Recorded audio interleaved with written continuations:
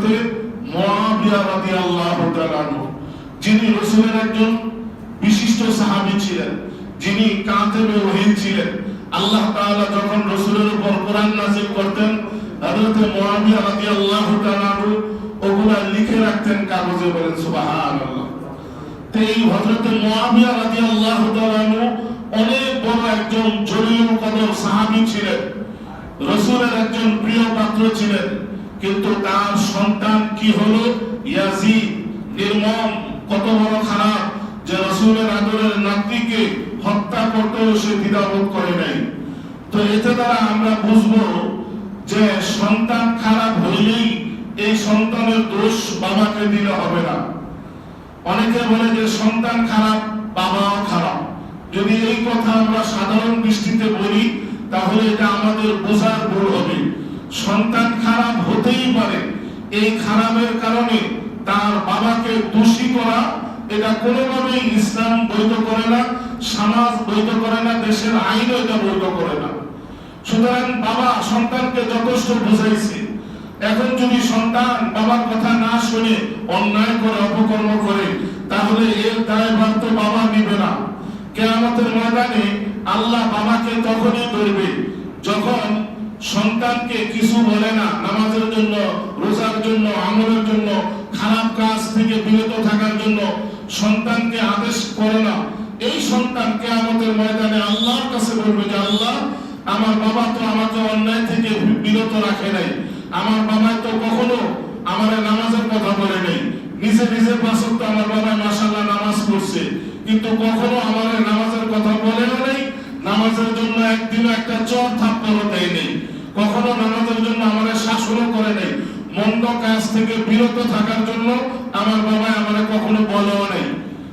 এই সুপারিশ যখন আপনার সন্তান কিয়ামতের ময়দানে করবে, আর আপনি যদি আসলেই যদি সন্তানের এই ধরনের কাজ না করে থাকেন, তাহলে কিয়ামতের ময়দানে হাদিসে আছে, আমার নবী বলেন ওই সন্তানকে আল্লাহ বলবে, ও সন্তান, তোমার বাবার বুকের উপর দিয়ে পাড়া দিয়ে তুমি জাহান্নামে চলে যাও। বলেন নাউজুবিল্লাহ। সুতরাং যেই সন্তানকে আমরা আদর করে মানুষ করতেছি, কত রকমের সন্তানের জন্য কষ্ট করতেছি, এই সন্তান যদি কিয়ামতের ময়দানে আমার আপনার উপরে নালিশ করে, তাহলে আমার আপনার কিয়ামতের ময়দানে জবাব দেওয়ার কোনো মুখ থাকবে না।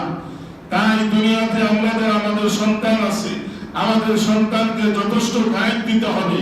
আজকে সন্তান খারাপ হয়ে যাচ্ছে, বিভিন্ন ধরনের অপকর্ম করছে, তবে আমার অজান্তে, আপনার অজান্তে আপনার সন্তান যদি অন্যায় করে থাকে, খারাপ করে থাকে, এর দায়ভার কিন্তু আপনাকে বহন করা হবে না।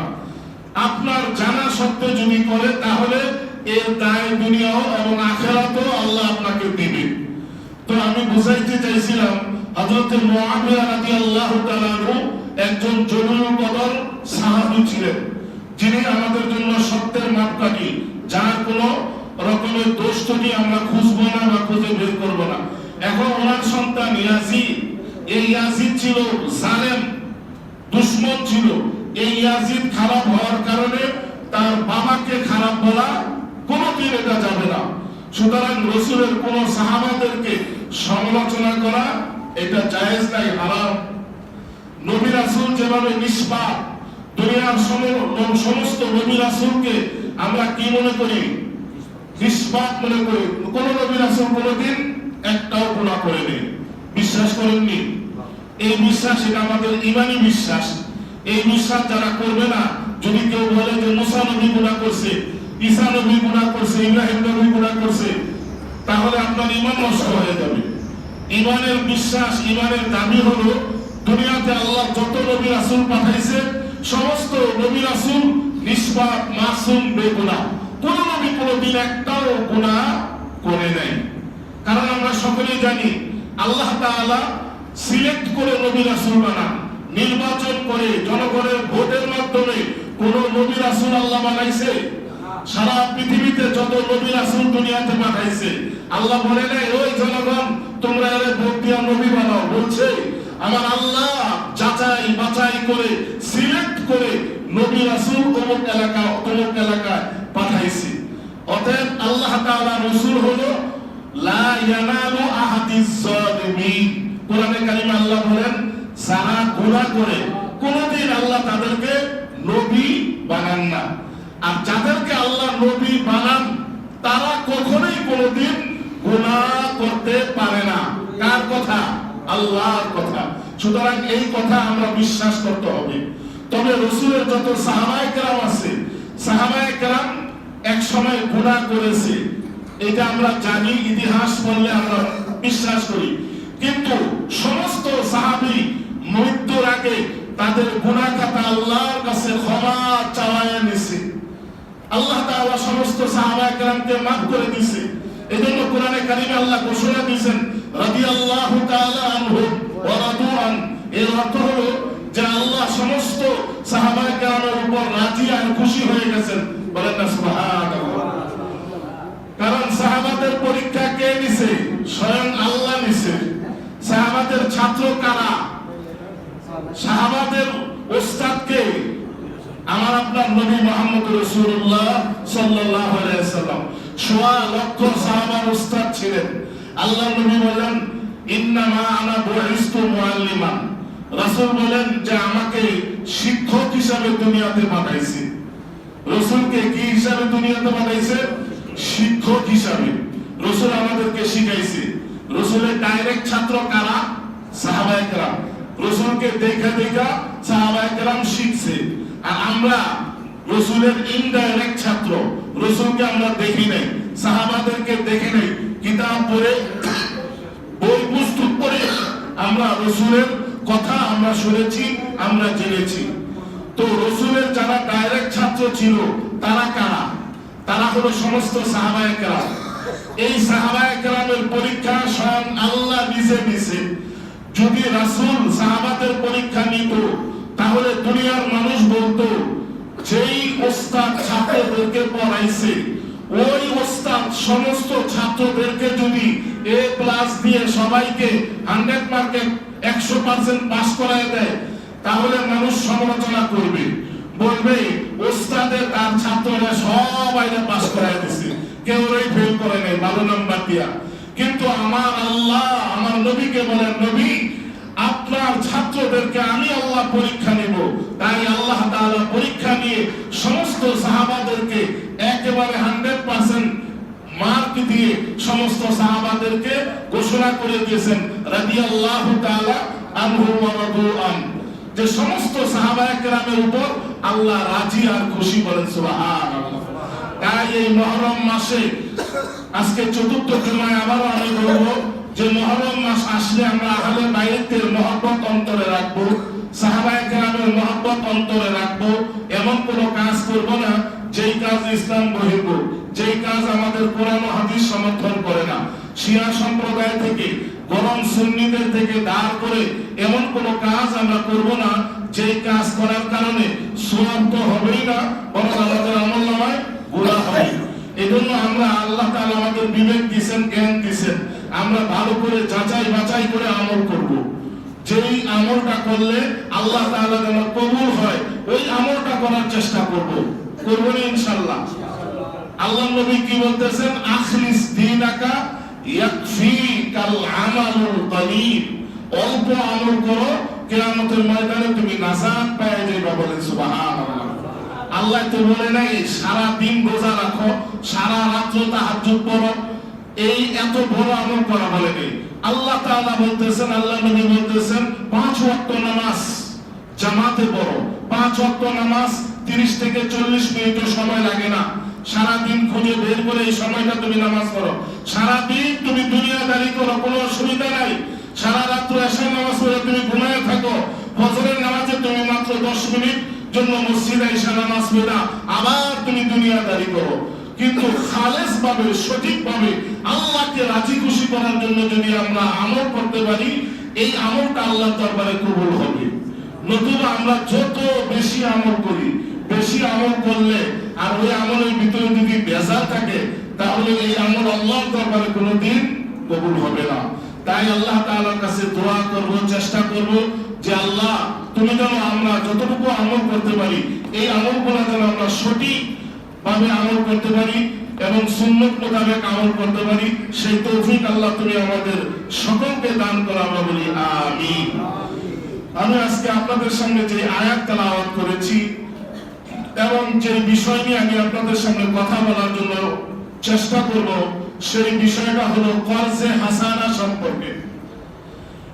আল্লাহ তাআলা সূরা বাকারা 245 নম্বর আয়াতে আল্লাহ তাআলা বলেন, মান যাল্লাযী ইউকরিদুল্লাহা কারদান হাসানা ফায়ুযাইফাহু লাহু আযআফান কাসীরা ওয়াল্লাহু ইয়াকবিযু ওয়া ইয়াবসুতু ওয়া ইলাইহি তুরজাউন।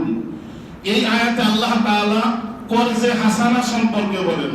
কর্জে হাসানা সম্পর্কে আল্লাহ তাআলা কোরআনে বহু জায়গায় আল্লাহ তাআলা আয়াত নাযিল করেছেন। এই যে এখানে সূরা বাকারার এই আয়াতে আল্লাহ তাআলা বলেন, তোমরা যদি আল্লাহ তাআলাকে কর্জে হাসানা দাও, আল্লাহ তাআলাকে উত্তম ঋণ দাও, তাহলে আল্লাহ তাআলা এটাকে তোমাদের বহু গুণে বৃদ্ধি করে দিবে এবং আল্লাহ তাআলা তোমাদের সচ্ছলতাকে ফিরিয়ে দিবে, আল্লাহ তাআলা তোমাদের দারিদ্রতাকে দূর করে দিবে, বলেন সুবহানাল্লাহ।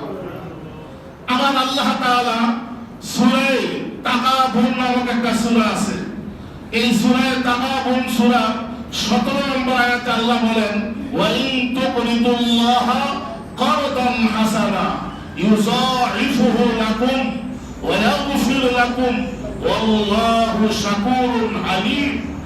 সূরা তাকাবুনের 17 নম্বর আয়াতে আল্লাহ বলেন যে যদি তোমরা আল্লাহকে কর্জে হাসানা দাও, তাহলে আল্লাহ তাআলা তোমাদের কি দিবে, এটাকে অনেক বৃদ্ধি করে দিবে। শুধু বৃদ্ধি করবে না, ওয়া ইয়াগফির লাকুম, আল্লাহ তাআলা তোমাদেরকে ক্ষমা করে দিবে। এখানে আল্লাহ তাআলা ক্ষমাও বলছেন, আবার আমাদের সম্পদকে বৃদ্ধি করে দেওয়ার কথা বলছেন। আবার আমার আল্লাহ সূরা হাদীদ নামক একটা সূরা আছে কোরআনে কারিমে, এই সূরা হাদীদের 11 নম্বর আয়াতে আমার আল্লাহ কি বলেন, মান যাল্লাযী ইউকরিদুল্লাহা কারদান হাসানা ফায়ুযাইফাহু লাহু আজরুন কারীম। এই আয়াতে আল্লাহ বলেন, যদি তোমরা আল্লাহকে কর্জে হাসানা দাও, তাহলে আল্লাহ তাআলা তোমাদেরকে মহা পুরস্কার দান করবেন, বলেন সুবহানাল্লাহ। দেখেন কর্জে হাসানার কথা আল্লাহ কত জায়গায় বলছেন। শুধু তাই নয়, আল্লাহ তাআলা সূরা হাদীদের 18 নম্বর আয়াতে আল্লাহ কি বলেন, ইন্নাল মুসাদ্দিকিনা ওয়াল মুসাদ্দিকাত ওয়া আকরাদুল্লাহা কারদান হাসানা। এখানে আল্লাহ তাআলা বলেন, ইয়াসআফু লাহুম ওয়া লাহুম আজরুন কারীম। কোন আল্লাহ তাআলা বলতেছেন ওয়াল মুসাদ্দিকিনা ওয়াল মুসাদ্দিকাত, যে দানশীল পুরুষ অথবা দানশীল মহিলা, দুইটা আলাদা আলাদা করছেন, পুরুষ এবং মহিলা যারা আল্লাহর রাস্তায় দান করে, দানশীল পুরুষ এবং দানশীল মহিলা, এই দুইটাকে আল্লাহ তাআলা সম্বোধন করে বলতেছেন যে তোমরা যদি আল্লাহকে উত্তম খরচ দাও, তাহলে আল্লাহ কি দিবেন, তোমাদের সম্পদকে বৃদ্ধি করে দিবেন এবং তোমাদেরকে আল্লাহ তাআলা মহা পুরস্কার দিবেন। ওই আগের কথা আল্লাহ তাআলা সূরা হাদীদের ভিতর আল্লাহ বলেন।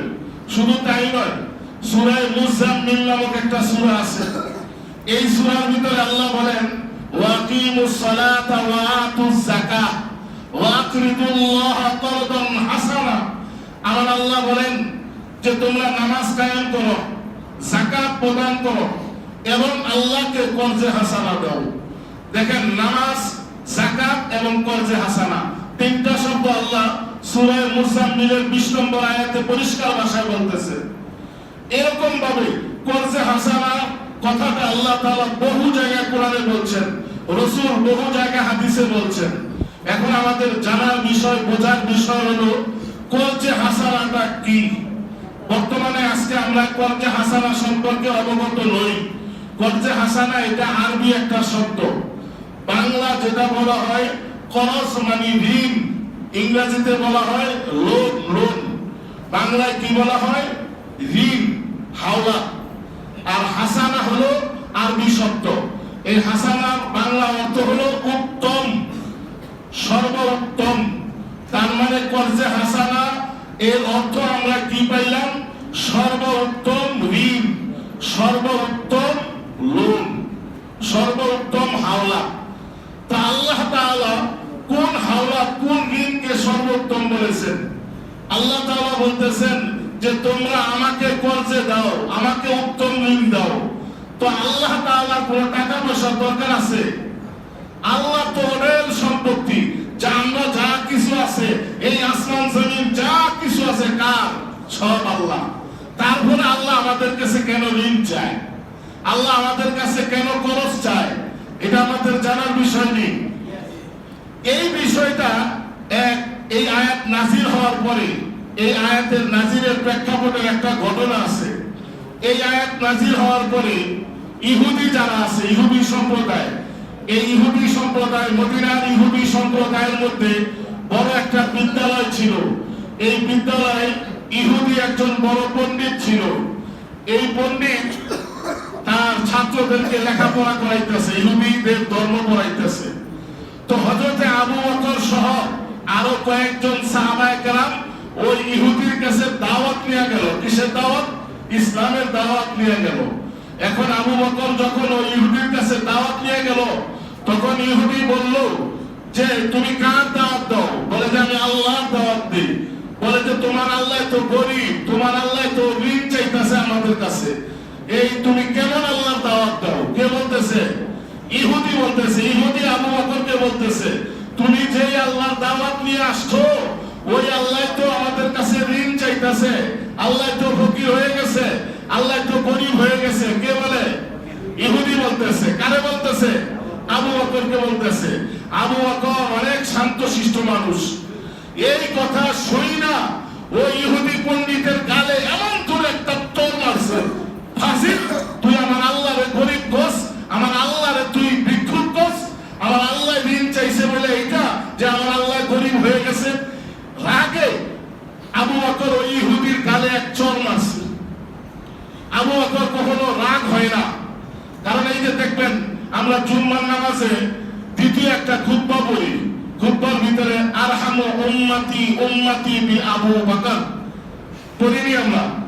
আরহামু উম্মতি উম্মতি আবু বকর হলো যে সমস্ত উম্মতের ভিতরে দিল দরদ, রহম, নরম দিলের অধিকারী হলো হযরত আবু বকর। কে বলছে? আমার নবী বলে গেছেন। আমার নবী বলতেছেন সমস্ত উম্মতের মধ্যে দিল নরম হলো আবু বকর। ওয়া আসাদতুহুম ফি আমরিল্লাহি উমর।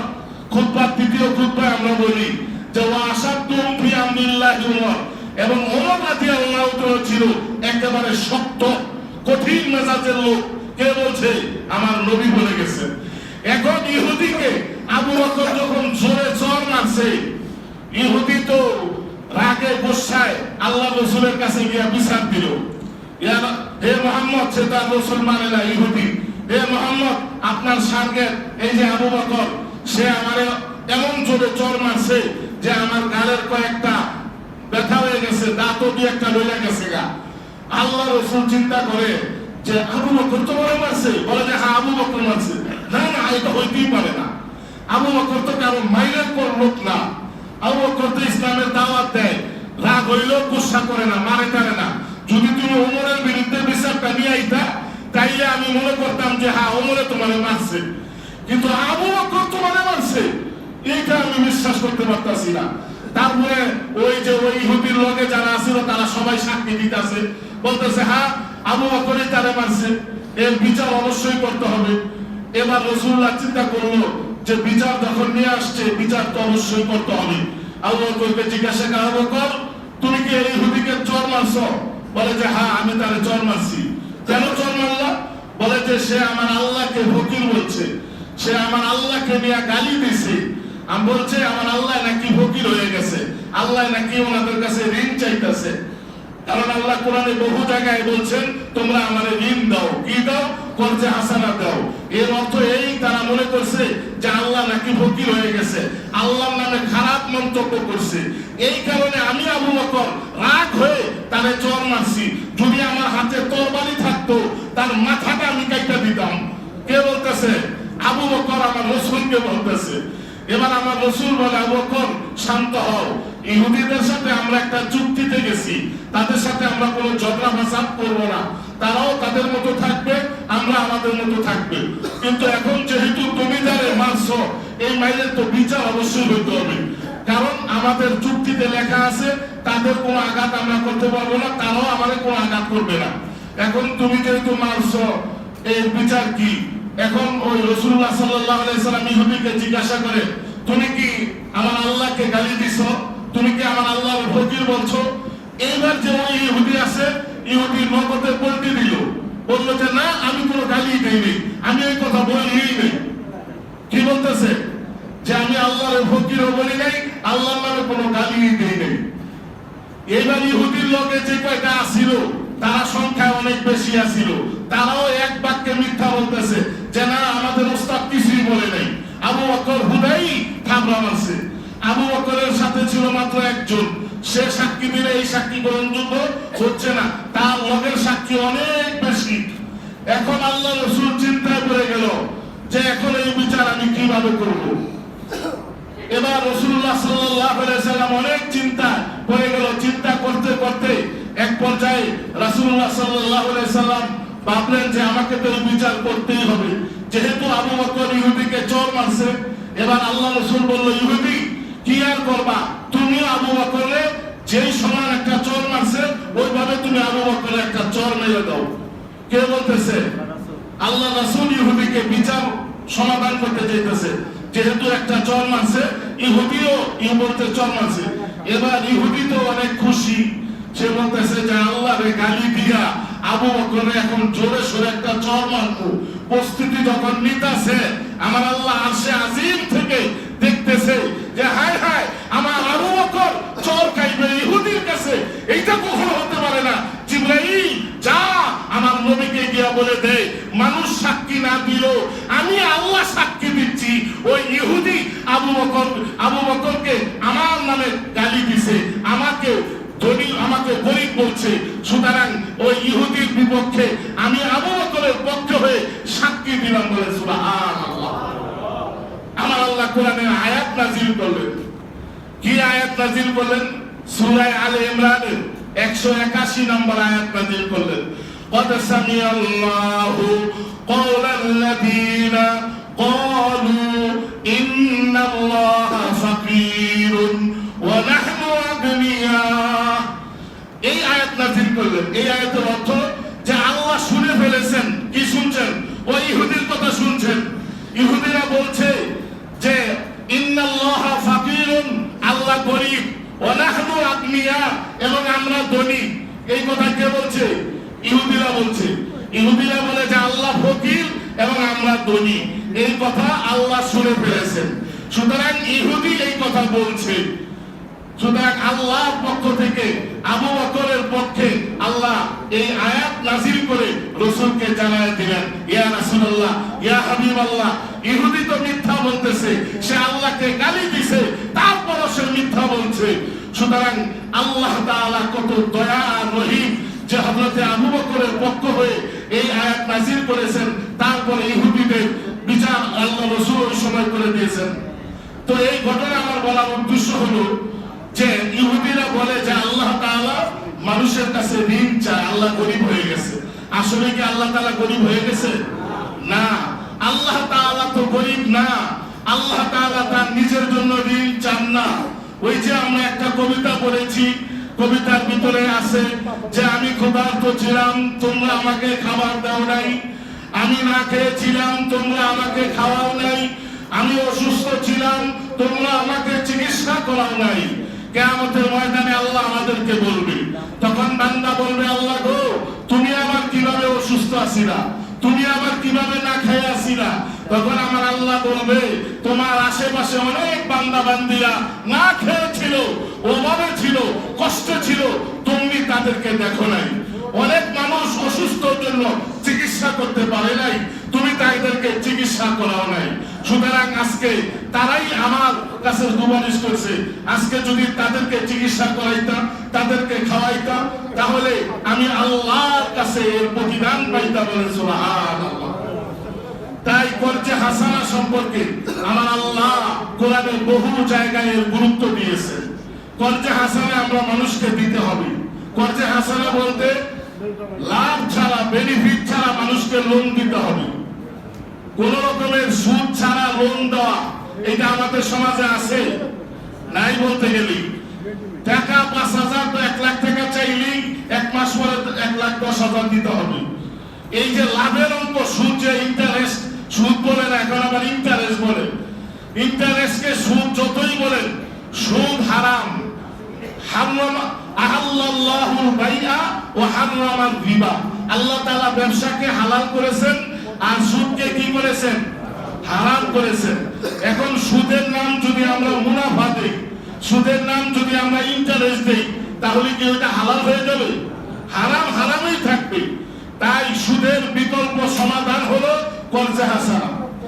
সুদের বিকল্প সমাধান কি? কর্জে হাসানা। আজকে আমাদের সমাজে কর্জে হাসানা চালু করতে হবে। আজকে জায়গায় জায়গায় ব্র্যাক ব্যাংক, গ্রামীণ ব্যাংক, বিভিন্ন ব্যাংক, বিভিন্ন সমিতি বসে আছে যে আপনার টাকার দরকার হইলেই তাদের কাছে গিয়া চাইলেই তারাই আপনাকে টাকা দিয়ে দিবে, আর বিনিময়ে লাভ চলতে থাকবে, সুদ চলতে থাকবে। টাকা না দিতে পারলে আপনার ঘর বাড়ি সব তারা নিয়ে যাবে। এই যে প্রত্যেকটা ব্যাংক, সুদী ব্যাংক, তারা তো সুদ নিয়ে বসে আছে। কিন্তু আল্লাহ তাআলা বলছেন যারা সুদের সাথে জড়িত, সুদ যারা খায়, আল্লাহ এবং আল্লাহ রাসূলের সাথে তারা যুদ্ধ করার জন্য নেমে গেছে, বলেন নাউজুবিল্লাহ। সুতরাং সমাজ থেকে সুদ দূর করতে হলে আমাদেরকে কি করতে হবে? কর্জে হাসানা দিতে হবে। মানুষকে কর্জে হাসানা দিতে হবে। কর্জে হাসানার প্রজেক্ট চালু করতে হবে। আজকে আমরা অত্যন্ত দুঃখের সাথে বলি যে মানুষকে ঋণ দিলে মানুষ আর এই ঋণ শোধ করার কোনো খোঁজ খবর থাকে না। যদিও মনের ভিতরে বাসনা যে কর্জে হাসানা কাউকে দিব, কিন্তু দেওয়ার সময় সুন্দরভাবে নেয় যে 10,000 টাকা নেয়, আগামী মাসে 5 তারিখে আমার দিয়ে দিব। আগামী মাসের 5 তারিখ যে কত 5 তারিখ আসে আর তারে খুঁজে পাওয়া যায় না। ফোন দিলে ফোন রিসিভ করে না, জিগাইলে আবার চিন্তা জায়গা টাকা দিবেন না, এই মিয়া টাকা দিয়া কি ভাইগা গেছি নাকি, নানান ধরনের কথা কয় মিয়া। আমি মনে করেন যে ঠিকা গেছি গা। এখন যারা লোন দেয়, লোন ঋণ দিয়া তার উপকার করছে, তার উপকার শেষ হইলে তার কত লোন বাড়ায়, কত রকমের কথা আপনি শুনতে হয়। সুতরাং কেন ইসলাম তো এটা আমাদের শিক্ষা দেয় না? ইসলাম বলে যে মানুষের বিপদে তোমরা কর্জে হাসানা দাও, উত্তম ঋণ দাও, লোন ছাড়া, ইন্টারেস্ট ছাড়া, লাভ ছাড়া আমরা লোন দেই। কারো চিকিৎসা হচ্ছে, আজকে আপনার আমার এই কর্জে হাসানা না থাকার কারণে আজকে আমরা সুদী ব্যাংকের থেকে সুদের মাধ্যমে আজকে আমরা লোন নিয়ে আসছি। সুতরাং কেন আজকে আমাদের দরকার হতে পারে না? আজকে আবার আপনার পরিবার যদি অসুস্থ হয়ে যায়, হঠাৎ কারো যদি সিজারের সমস্যা হয়, নগদ 20-30 হাজার টাকা লাগে। 20-30 হাজার টাকা অনেক মানুষের কাছে থাকে না। এখন এই লোকটা যাইব কই? তাহলে যদি আমি বলি যে সুদ হারাম, সুদ হারাম, এই হারাম করে শেষ করলে চলবে না, তাহলে তো একটা সমাধান দিতে হবে। আজকে আমরা হুজুর আওয়াজ করি সুদ হারাম, সুদ কেউ খাইবেন না। আরে সুদের বিকল্প ওয়াজ করতে হবে। সুদের বিকল্প হলো কর্জে হাসানা দেন। আপনি ওই লোকটারে 20,000 টাকা দেন, দিয়া বলেন যে ভাই কয় মাসে দিবেন? বলবো যে ভাই 2 মাসে, 3 মাসে দিব। ওই 3 মাস পরে আবার তার কাছে চান, সে যদি অবরোধ থাকে তাহলে আরো কিছু সময় দেন। এইটা হলো ইসলামের নিয়ম। বিনিময় কোনো কিছু চাইবেন না। এইটা হলো ইসলাম আমাদের শিক্ষা দেয়, নবী আমাদের শিক্ষা দেয়। আল্লাহ নবী বলতেছেন as-sadaqatu bi-ashri amsalha wal qarzu bi-samaniyati ashar। যে আজকে আমরা যদি দান করি, দান করলে কয় গুণ? 10 গুণ। এই যে আমরা দান খয়রাত করি না, বিভিন্ন জায়গায় দান খয়রাত করি, দান খয়রাত করলে আমার নবী বলতেছেন 10 গুণ সওয়াব পাওয়া যায়। 1 টাকা দান করলে 10 টাকা দান করার সওয়াব।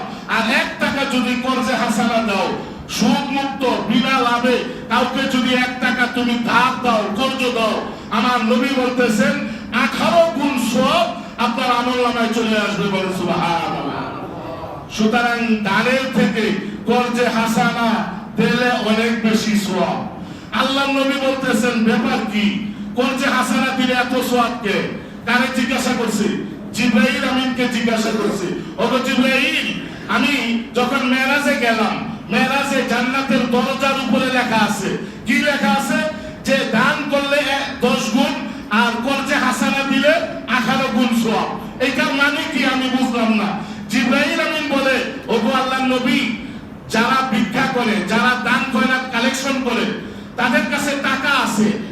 পয়সা থাকা সত্ত্বেও তারা আবার মানুষের কাছে চায়। ভিক্ষুক দেখবেন যারা ভিক্ষাবৃত্তি করে, যারা কালেকশন করে, তাদের কাছে টাকা থাকলো আবার তারা টাকা চায়।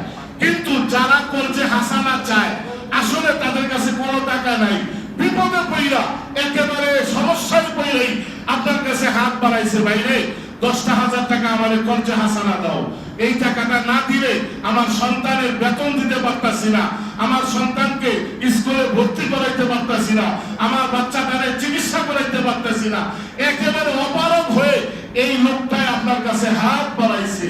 আর আপনি যদি বিনা লাভে 10,000 টাকা তারে কর্জে দিয়া দেন, বলেন তুমি যখন পারো তখন আমাকে দিও, যদি তুমি নাও দিতে পারো আমি এই দাবি করব না, এইভাবে যদি দিয়া দিতে পারেন এর প্রতিদান আপনি কোথায় পাইবেন? আল্লাহর কাছে পাইবেন। তবে কর্জে হাসানা এটা তো পাওয়া যায়, আর দান খয়রাত করলে কিন্তু এটা পাওয়া যায় না, এটা একবারেই চলে যায়। আর কর্জে হাসানা আপনি 10 জনে দিবেন, আপনি এই লোকের দিলেন 3 মাস, ওই লোকের দিলেন 2 মাস, ওই লোকের দিলেন 6 মাস, এতে দ্বারা সবটা আপনি বাড়তেই থাকবে। তো এই জন্য মানুষকে কর্জে হাসানা দেওয়া যায়, আবার আল্লাহর ঘর মসজিদ, এই মসজিদকেও কর্জে হাসানা দেওয়া যায়। এখন মসজিদকে কিভাবে কর্জে হাসানা দিবেন? মসজিদের যারা দায়িত্বশীল আছে, মসজিদে যারা কর্তৃপক্ষ আছে, তারা যদি পরিপূর্ণভাবে দায়িত্ব নেয়।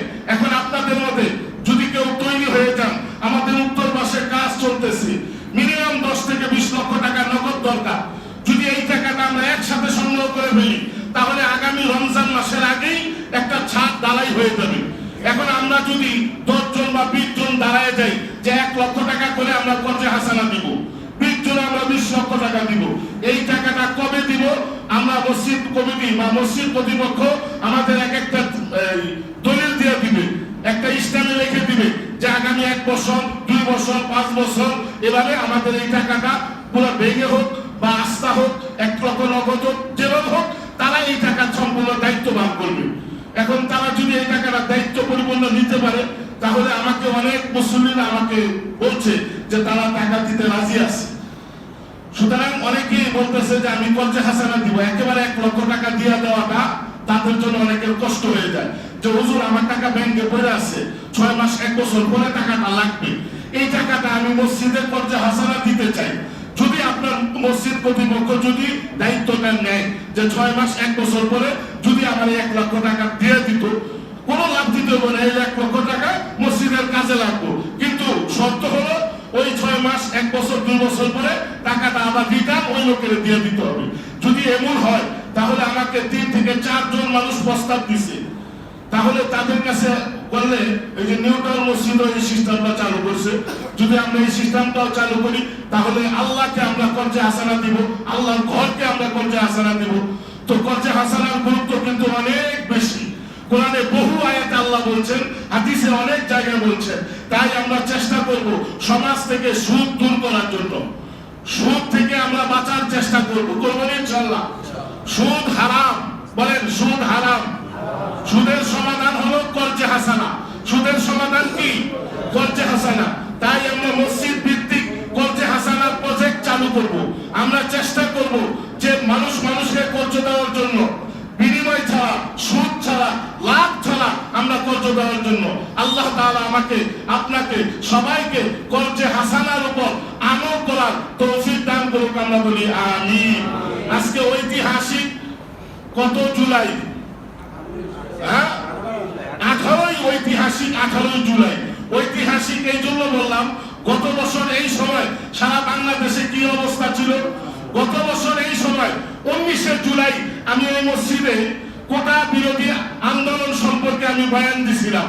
আমার বয়ানটা হারুন ভাই রেকর্ড করেছেন, টিম টিভিতে এখনো রেকর্ড আছে যে গত বছর 19শে জুলাই আমি এই মসজিদে বয়ান দিছিলাম।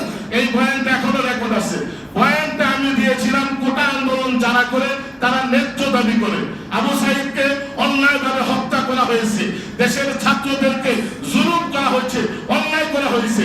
এর প্রতিবাদ করার কারণে 2 দিন পরেই আমার বাড়ি থেকে রাত 12টা-1টার সময় 20 থেকে 30 জন বাহিনী অস্ত্র নিয়ে আমাকে গ্রেফতার করে একেবারে ঢাকা কেন্দ্রীয় কারাগারে নিয়ে বন্দী করে রাখছে। এই ইতিহাস, এটা ঐতিহাসিক একটা দিন, এই দিন আমরা ভুলবো না।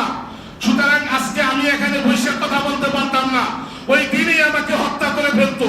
ওই দিন যে অস্ত্র শস্ত্র আমি দেখেছিলাম, রাত্র 1টার সময় আমার নিয়ে ওই মেন রোডে দাঁড়া করা রাখছে প্রায় 1 ঘন্টার মতো। ওই সময় আমি চিন্তা করতেছি না জানি গুলি করে আমাকে ফালাইয়া দেয়, কিন্তু ওই সময় আল্লাহ আমাকে বাঁচাইছে, আজকে এই পর্যন্ত আইছি। তারপর আমাকে নিয়ে ওই কারাগারে বন্দী করে রাখছে। কারাগারে যাদের সহযোগিতা, 3 দিন আমার বাড়ি থেকে একটা কাপড় পাই নাই, একটা লুঙ্গি আর একটা গেঞ্জি পরে আমাকে যেভাবে ছিল এভাবে নিয়ে ধরে নিয়ে গেছে।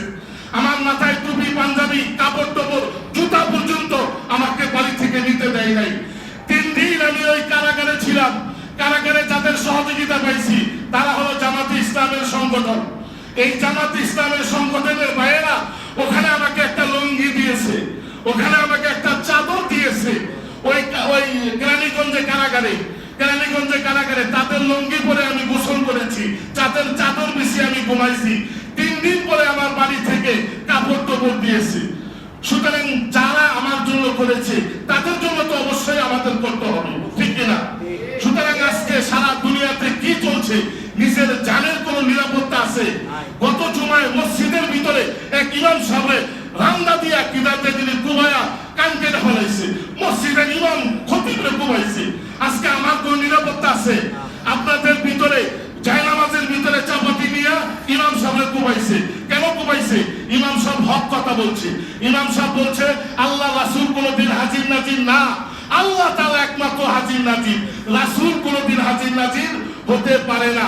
এই যে রাসূল এই কথা বলার কারণে, হক কথা বলার কারণে অতি গরম এক সুন্নি নামদারি সন্ত্রাসী ইমাম সাহেবকে মসজিদের ভিতরে কোবাইছে, কোবায়া আহত করে ফেলছে। তারপর জায়গায় জায়গায় পাথর মেরে কিভাবে আইয়ামে জাহিলিয়াতের যুগকে হার মানায় ফেলছে। সুতরাং আজকে দেশের পরিস্থিতি কি? দেশ আজকে কোথায় যাচ্ছে? ঘর থেকে বের হইলেই কোনো নিরাপত্তা নাই আমাদের। আমি কোনো দল মত রাজনীতির সাথে সক্রিয় কোনো সদস্য না, তবে আমি ইসলাম প্রিয় একজন লোক। কোরআনের কথা, ইসলামের কথা আমি দায়িত্বহীন ভাবে বলি সবসময়। এই বলার কারণেই আওয়ামী লীগ কিছু দালাল এখনো আমাদের এলাকায় ঘোরাফেরা করতেছে, এখনো তারা চতুর্দিকে ছড়ায় আছে। ওই যে আওয়ামী লীগের যে কুত্তা বাহিনী, পুলিশ বাহিনীর কিছু কর্মকর্তা এখনো আমাদের এলাকায় ছড়ায় ছিটা আছে, তারা নিষ্ঠুর হয়ে আছে। সুতরাং এদেরকে আমরা প্রতিহত করতে হবে। এই বাংলার জমিনে স্বৈরাচারের কোনো স্থান নাই। স্বৈরাচারকে আমরা কখনোই আর আনবো না। কোন সরকারকেই, যেই সরকারি স্বৈরাচার, অনেক সরকার দেখেছি, আওয়ামী লীগ দেখেছি, বিএনপি দেখেছি, তারপরে জাতীয় পার্টি দেখেছি, এরশাদ সরকারকে দেখেছি, সব দেখেছি কিনা? এখন ইসলামের সরকার আমরা দেখতে চাই, ঠিক কিনা? ইসলাম মোতাবেক যদি আল্লাহর এই বাংলাদেশ যদি পরিচালিত হয়, এই দেশ হবে সোনার দেশ, এই দেশ হবে শান্তির দেশ, ঠিক কিনা? এই জন্য আমরা সবাই ইসলামের পক্ষে আমরা ভোট দিব, ইসলামের কথা বলবো। কোন চাঁদাবাজ, জুলুমবাজ, স্বৈরাচার এই বাংলার জমিনে যেন আর না আসে, সেটার জন্য আমরা সকলেই চেষ্টা করব ইনশাআল্লাহ। আল্লাহ তাআলা আমাদের সবাইকে ইসলামের জন্য কবুল করুন, ইসলামী দলের সাথে থাকার এবং তাদের সাথে সহযোগিতা করার থাকার পক্ষে আমাদের কবুল করুন বলে আমি শহীদি পথে আমরা মরণ হতে চাই। আমি যদি মরে যেতাম শহীদ হয়ে যেত। 2000 ছাত্র ছাত্রী ইন্তেকাল করেছে, তারা তো শহীদি মর্যাদা পাইছে। আমিও যদি মরে যাই শহীদ হয়ে যাব। 1000 বছর বাঁচার থেকে একদিন যদি হুঙ্কার দিয়ে মারা যাইতে পারি, এইটা হবে শহীদি মর্যাদা। এই যে যারা 2024 সালে গণ অভ্যুত্থানে যারা শাহাদাত বরণ করেছে, আল্লাহ তাআলা অবশ্যই তাদেরকে শহীদের মর্যাদা দিবে। কারণ তারা জুলুমের বিরুদ্ধে, অন্যায়ের বিরুদ্ধে প্রতিবাদ করে নিজের জীবনকে বিসর্জন দিয়েছে। এখনো আমরা চাঁদাবাজের বিরুদ্ধে, অন্যায়ের বিরুদ্ধে কোরআনের পক্ষে থেকে যদি হত্যা হয়ে যায়, মারা হয়ে যায়, তাহলে আমরা শহীদি মর্যাদা পাই, ঠিক না? আল্লাহ তাআলা আমাদের সবাইকে শহীদি দলের সাথে, শহীদি মিছিলের সাথে কবুল করার তৌফিক দান করুন, আমরা বলি আমিন। ওয়া আখিরু দাওয়ানা আলহামদুলিল্লাহি রাব্বিল আলামিন। যারা সুন্নাত পড়েন প্রত্যেকে চান না সুন্নাত পড়েনি।